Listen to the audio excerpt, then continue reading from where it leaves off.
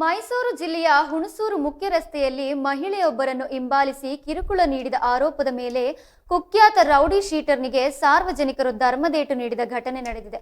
HD ಕೋಟೆ ತಾಲೂಕಿನ ಅಗತ್ತೂರಿನ Rajesh ಎಂಬಾತನೇ ಹಲ್ಲೆಗೊಳಗಾದ rowdy sheeter ಎಂದು ಗುರುತಿಸಲಾಗಿದ್ದು, ಈ ಘಟನೆಯ ವಿಡಿಯೋ ಸಾಮಾಜಿಕ ಜಾಲತಾಣಗಳಲ್ಲಿ ವೈರಲ್ ಆಗಿದೆ. ಘಟನೆ ಕುರಿತು ತಿಳಿದು ಬಂದ ಪ್ರಕಾರ ರಾಜೇಶ್ ಮಹಿಳೆಯೊಬ್ಬರನ್ನು ಹಿಂಬಾಲಿಸಿ ಆಕೆಯ ಫೋನ್ ನಂಬರ್ ಪಡೆದಿದ್ದಾನೆ. ನಂತರ ಕುಡಿದ ಮತ್ತಿನಲ್ಲಿ ಆಕೆಗೆ ಕರೆ ಮಾಡಿ ಅವ್ಯಾಚ ಶಬ್ದಗಳಿಂದ ನಿಂದಿಸಿದ್ದಾನೆ ಎಂದು ವರದಿಯಾಗಿದೆ. ಇದರಿಂದ ಕೋಪಗೊಂಡ ಮಹಿಳೆ ಮತ್ತು ಸ್ಥಳೀಯರು ಹುಣಸೂರು ಮುಖ್ಯ ರಸ್ತೆಯಲ್ಲಿ ರಾಜೇಶ್ನನ್ನು ತಡೆದು ತೀವ್ರವಾಗಿ ಥಳಿಸಿದ್ದಾರೆ. ಈ ಘಟನೆಯಲ್ಲಿ ಮಹಿಳೆಯರ ಜೊತೆಗೆ ಸ್ಥಳೀಯ ಪುರುಷರು ಹಾಗೂ ಭಾಗವಹಿಸಿದ್ದರು. ರಾಜೇಶ್ನನ್ನು ಹಿಗ್ಗಾಮುಗ್ಗಾ ಥಳಿಸಿದ್ದಾರೆ. ಘಟನೆಯಿಂದ ಗಾಯಗೊಂಡ ರೌಡಿ ಶೀಟರ್ನನ್ನು ಪೊಲೀಸರು ವಶಕ್ಕೆ ಪಡೆದಿದ್ದಾರೆ.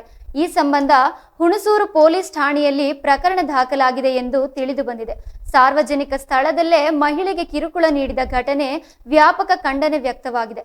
ಇಂತಹ ಘಟನೆಗಳನ್ನು ತಡೆಗಟ್ಟಲು ಪೊಲೀಸರು ಮತ್ತು ಸಾರ್ವಜನಿಕರು ಜಾಗರೂಕರಾಗಿರಬೇಕು ಎಂದು ಸ್ಥಳೀಯರು ಆಗ್ರಹಿಸಿದ್ದಾರೆ.